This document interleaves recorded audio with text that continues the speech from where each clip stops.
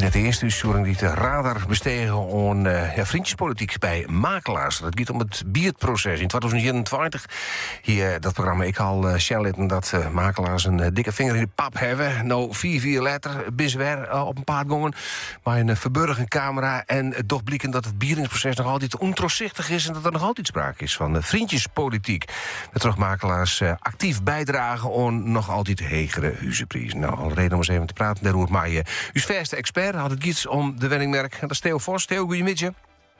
Goedemiddag. Ja, dat is, denk ik, zo'n uitzending als van Arno Norman, die wie dat van Radar, hoe die vriendjespolitiek, hoe de makelaars, dat jou net een positief beeld van dat vak van makelaar, hè? Nee, dat is het tenen krommend als er naar Sister ja, en dat er nog wel steeds gebeurt. Het is, je zet er juist een makelaar, of je nou van de aankoop of van de verkoopkant in, om de zekerheid juist te krijgen en de betrouwbaarheid erin te krijgen en zul je dit soort zaken. Dat is verschrikkelijk. En het is natuurlijk een zaak die op de hele branche afstraalt. En ken je dan verschil maak je nog tussen het Westen, met de situatie misschien nog volle nijpender is, als het iets om wenningneet en de huizenprijzen. En Friesland werd het misschien krijgt wat minder spelend? Ja, dat zal absoluut wel zo wezen. Wij vinden huizenprijzen hier natuurlijk al absurd. En gemiddelde wenning in Friesland zit ik al de 4 ton. Ja. Gemiddeld in Nederland zit er al een heel miljoen. Maar er binnen al gemeentes werden gemiddeld over 1 miljoen genegeerd. Het is voor zij in Friesland is de oerspan niet. Ondanks dat je, als je een hoes ziet, je dat je het hartstikke kan houden. Minder oerspan dan in de rest van het land. Ja, en die oerspan die zal weer absoluut wel in mij werk weer toch het morele kompas van makelaars. Een aantal makelaars gewoon absoluut niet goed is. Nee, want je praat inderdaad over het morele kompas. Hè? Van door je wat je vindt, wat iedereen vindt wat je dwaan had als makelaar. Ja, het meidje mij het online, dat is in hoofdlijn het punt. Het is het online bietlogboek. En dat het bietlogboek, dat is sinds 2023 januari is dat inzet.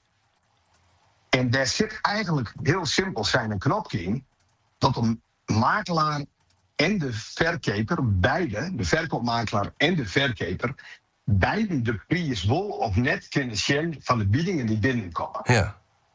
En daar had het in essentie ermee te maken. Maar die kun je gewoon inzetten. Maar hoe werkt het dat dan?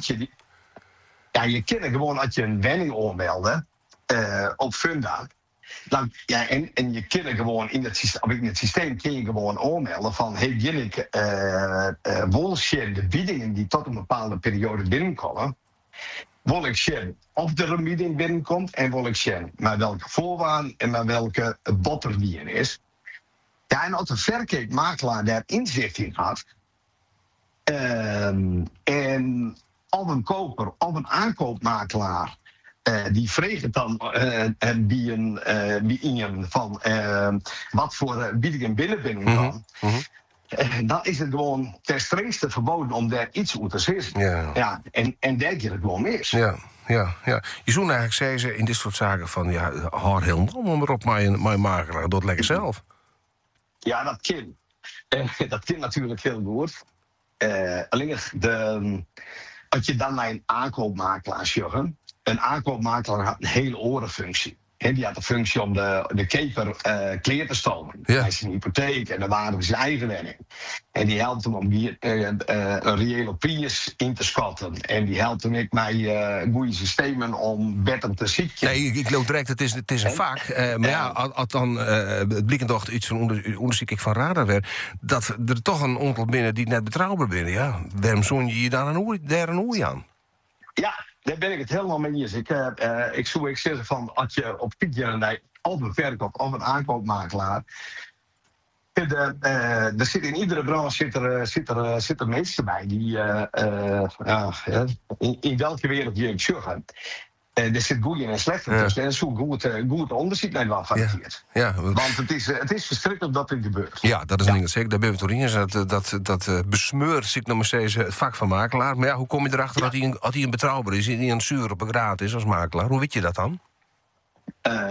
Meestal om je heen, reviews van klanten en dat soort zaken maar op. Het betrouwbaarheid van de organisatie. Het gesprek met verschillende makelaars rondgaan. Het ook goed onderzoek naar wie wij het onderbrengen. Ja, oké. Het is gewoon...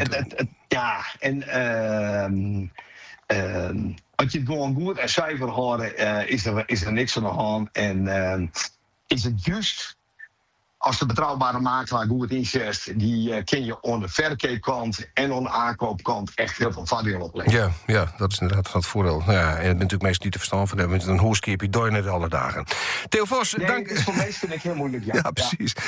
Theo, dank wel voor die verhaal. En de S is maar kritisch.